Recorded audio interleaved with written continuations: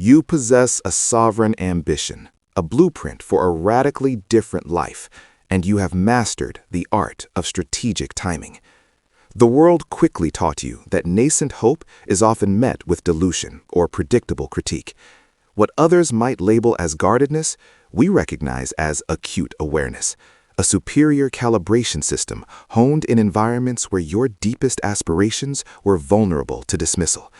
This is not a deficit. This is an evolved superpower designed to preserve the integrity of your core mission. You learned secrecy as a necessary boundary, not because you were timid, but because you understood that external friction dissipates kinetic energy. You accepted the challenge of carrying this molten core alone, turning the insulating pressure into a mechanism for uninterrupted, high-velocity development. You forgo small validation, not out of fear, but because you are playing for permanence. You let them underestimate you. You allowed them to assume the minor win was the ceiling. This hidden phase was not timid hiding. It was rigorous, private calibration.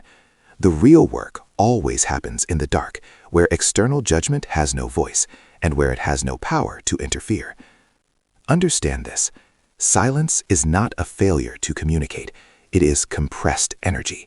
The pressure that was intended to crush you is precisely the force guaranteeing your launch.